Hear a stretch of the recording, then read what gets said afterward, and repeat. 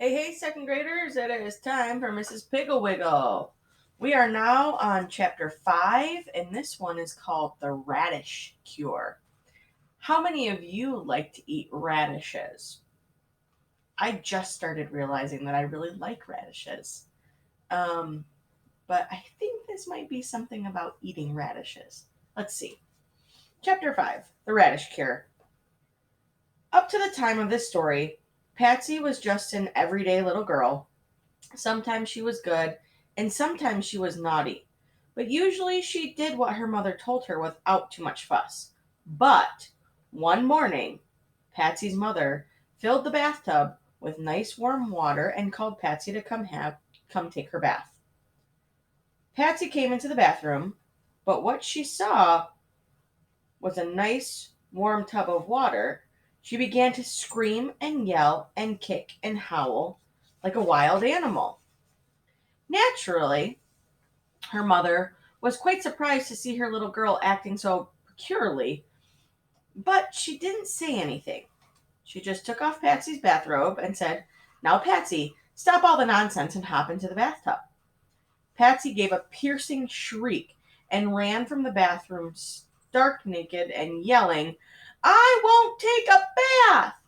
I won't ever take a bath! I hate baths! I hate baths! I hate baths!" Patsy's mother let out the water of the tub and went downstairs to telephone her friends to find out if their children had ever behaved in this unusual fashion. If it was catching, and what to do about it. First, she called Mrs. Brown. She said, "Hello, Mrs. Brown. This is Patsy's mother, and I'm having a hard time this morning. Patsy simply will not take a bath. Pardon me just a minute, Mrs. Brown." She put down the telephone receiver and went over to Patsy, who was standing in the kitchen doorway listening to the telephone conversation and feeling very important. Patsy said, "What did Mrs. Brown say to do with me, Mother?" Patsy's mother said, "She hasn't told me yet, but while I'm finding out, you had better march upstairs and get dressed and then pick up that messy, sticky, pasty work you left all over your room last night. Don't come downstairs until every single thing is put away." Patsy's mother picked up the telephone, and Mrs. Brown said, "I'm sorry, but I can't offer you any suggestions. Our little Prunella just adores to bathe. Perhaps Mrs. Grotto could help you." So Patsy's mother called Mrs. Grotto. She said, "Hello, Mrs. Grotto.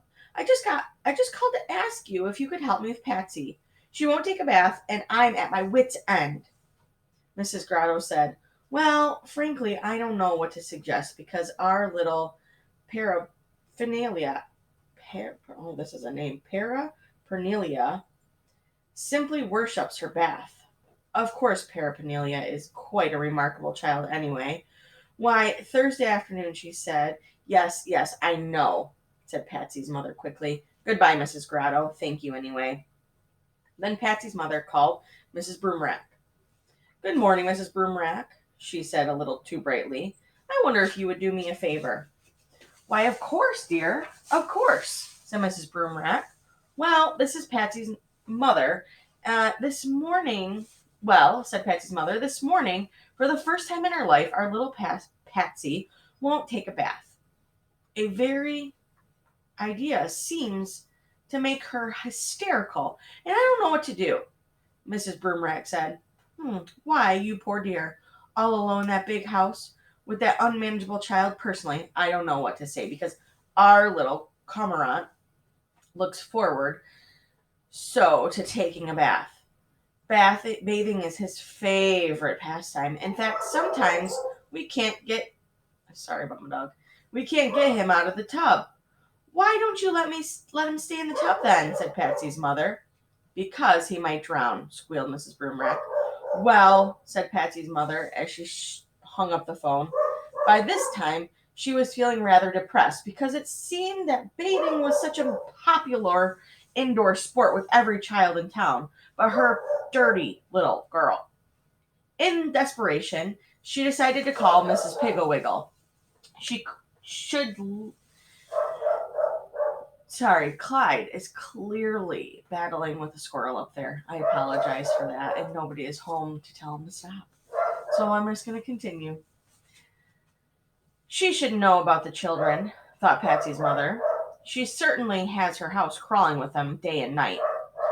It certainly was a fortnight for Patsy's mother that she thought of Mrs. Piggle-Wiggle because, although Mrs. Piggle-Wiggle has no children of her own, she lives in an upside-down house. She understands children better than anybody in the whole world. She was always ready to stop whatever she is doing and have a tea party. She is glad to have children dig worms in her petunia bed. And she has a large trunk full of scraps of doll clothes and other trunk full of valuable rocks and gold in them. She is delighted to have children pick up and look at all the little things she keeps on her tables. And when Hubert Prentice dropped that glass ball that snowed on the children, he shook it, she said, "Heavens, Hubert, don't cry. I'm so glad this happened. For years and years I have wanted to know what was in that glass ball." Mrs. Piggle-Wiggle takes it for granted that you will want to try on her shoes and go wiggling around in her high heels, which is probably why she was not at all surprised when Patsy's mother told her about the bath. I suppose we all come to it sooner or later, she said. Well, from my experience, I would say the Radish Cure is probably the quickest and most lasting. The Radish Cure? Said Patsy's mother. All right, we're going to read the second half of that chapter next time. Now, I made a prediction thinking that this was about eating radishes, but it seems like this problem is about not wanting to take a bath. So my prediction wasn't correct, and that's okay, because that's what happens with predictions. So now I want you to make a prediction what happens in the next half of the chapter. All right, see you next time.